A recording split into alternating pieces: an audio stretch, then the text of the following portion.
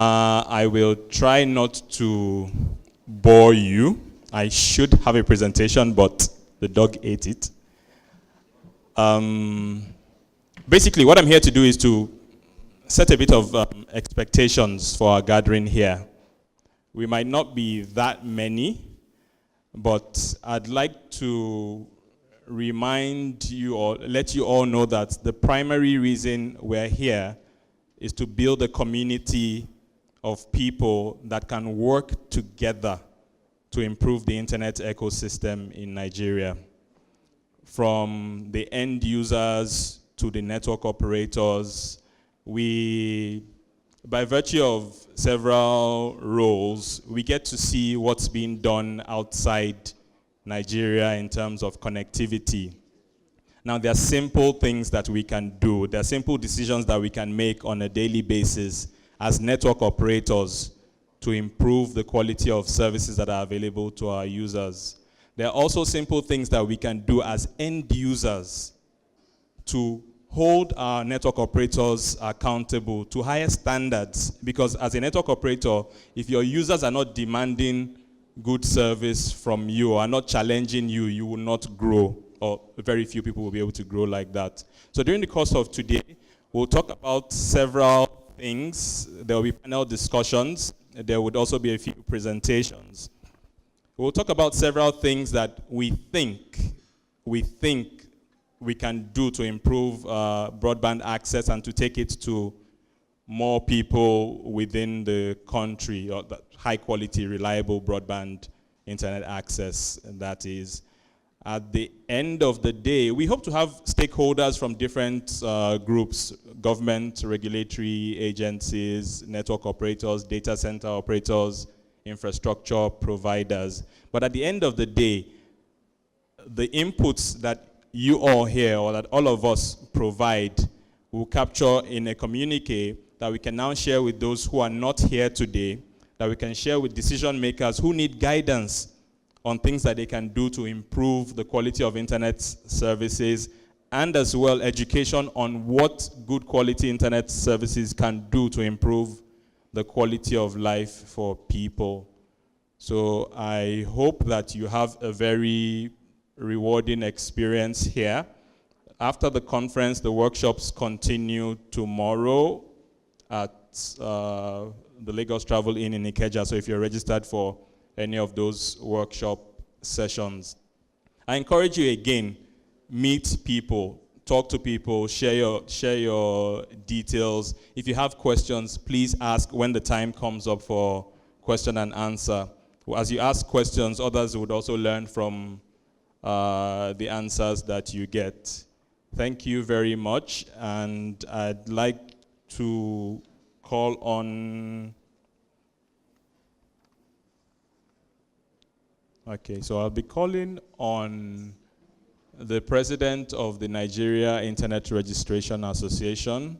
He likes to feel like he's young, but he's really quite old. He knows, there you go. He knows quite a bit about the Nigerian internet ecosystem. I had the privilege of working with him way back in, starting around 2004, 2005. I was just a pesky customer. He ran dial-up internet services, and then I worked there for a bit, building out wireless networks in Ibadan. He's president of the Nigerian Internet Registration Association. I won't list all his other accolades, but welcome, sir.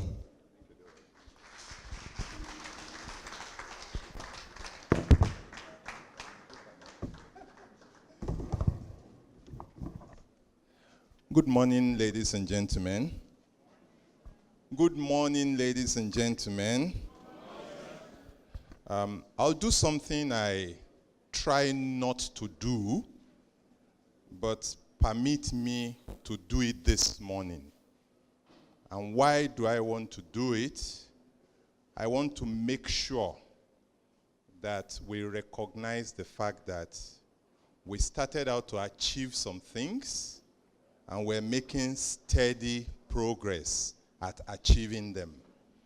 And to also point out the fact that when you do the right thing, when you do the right things, success will chase you. Recognitions would chase you, and you would even be able to do greater things.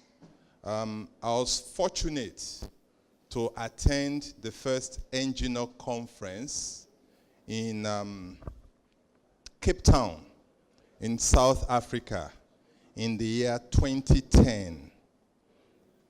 Did I say 2010? I meant 2000. The year 2000. That's 18 years ago. And at the end of that conference, I was like, wow, this is so nice. This is a type of thing that Nigerians would benefit from.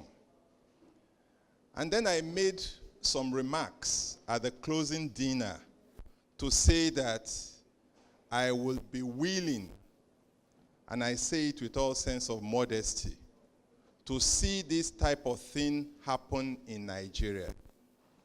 And the challenge then was, if you want to see it happen, it is up to you.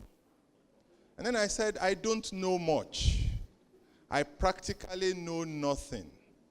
But I volunteer at the next event. I would want to be a laboratory assistant, helping to carry computers and laptops to set up. And somebody said, bingo, there you are. You want it, you got it.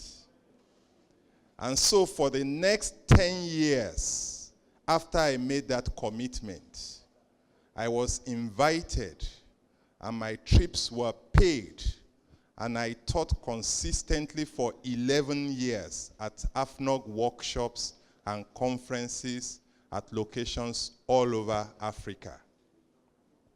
And after like 3, 4, 5 years, it was like, what is the benefit if you are heard of and known of all over Africa and nobody hears or knows or feels your impact in your country? And so it was not difficult for those who had attended and been trained at ngNOG workshops to get together, domesticate it, and start the Nigerian version, which is ngNOG. And today, ngNOG is probably one of the most successful country NOGs in Africa.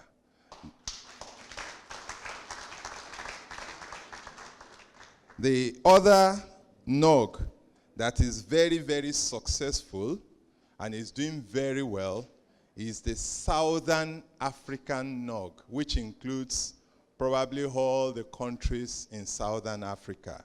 And perhaps one of the challenges we need to pose for ourselves today is to see how to again look at the possibility of a West African NOG that would again help.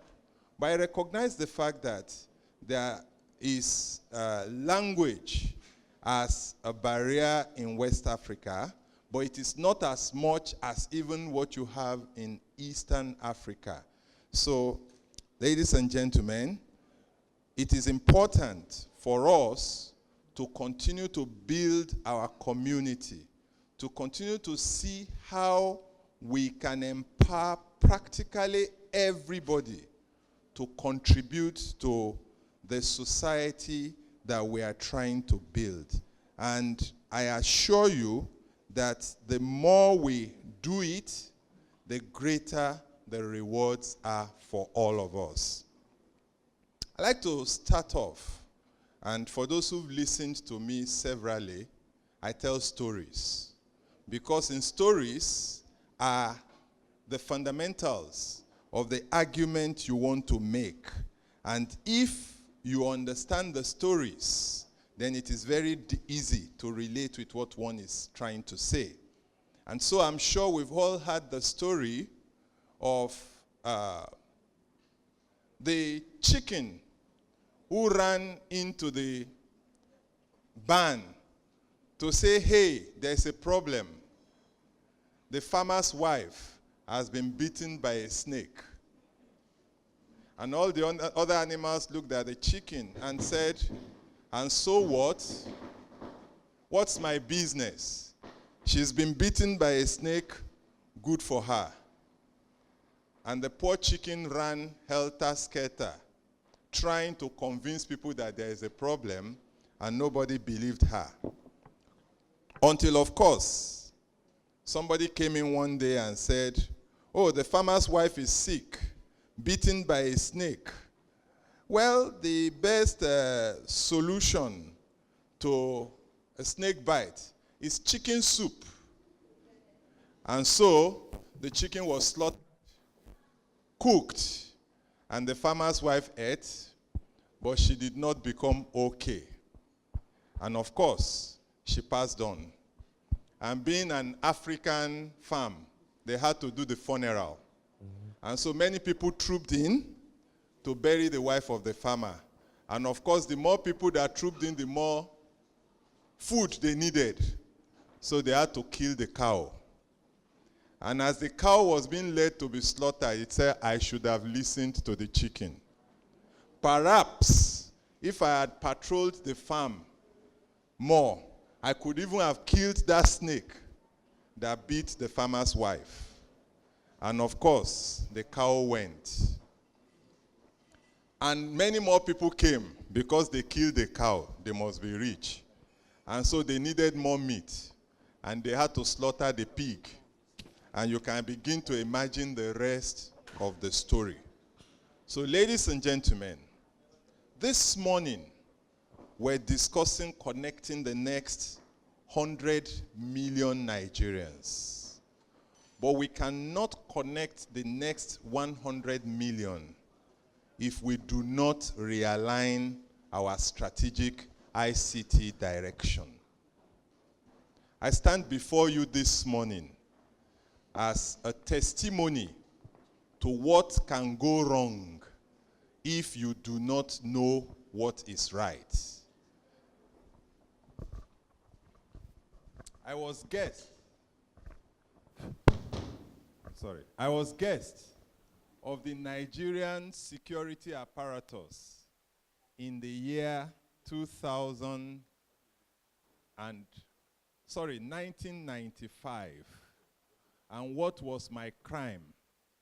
I was running an internet service, which is a subversive activity and which is a jailable offense in Nigeria.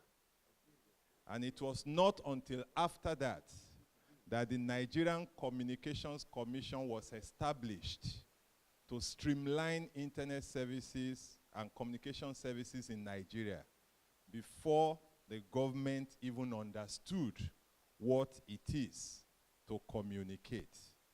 And so we take the liberty, we take the freedom for granted today. But the truth is, a couple of Nigerians were in jail some years ago for running subversive activities by having modems that connect to the United States of America and sending important Nigerian information to America, which is a subversive activity.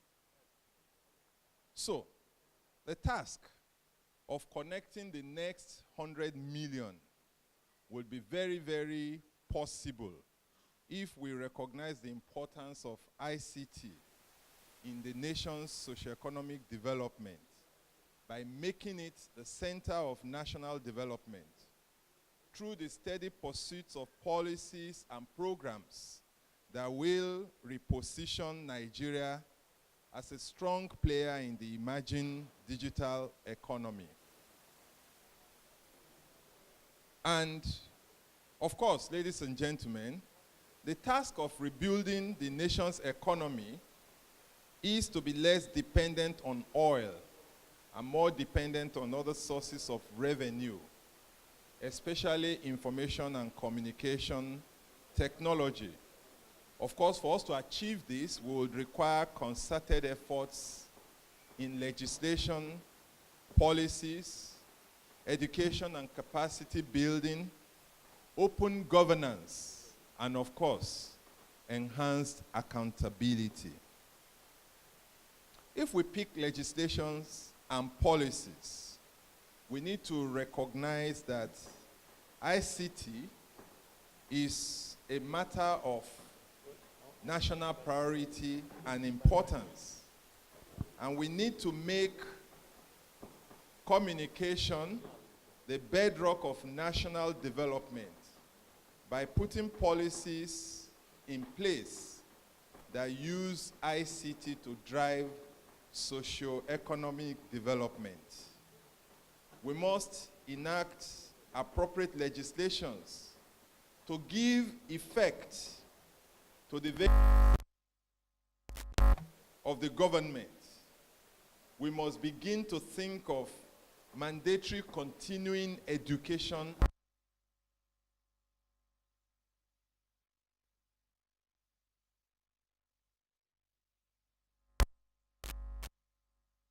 sponsored advertisement with challenge questions that matches the profile and education of the person browsing, for example.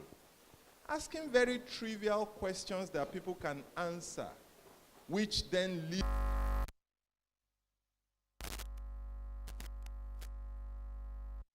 Facebook and social media goes beyond socialization and play. I see it as the future of education globally. We need to look at strengthening our national software strategic plan, our national broadband policy, legislation in financial technology services, and so on. Because banking, as we know it today, is not going to be banking of the future. We need to review legislations that we have that were put in place, at least to start. Legislations such as the Cybercrime Act.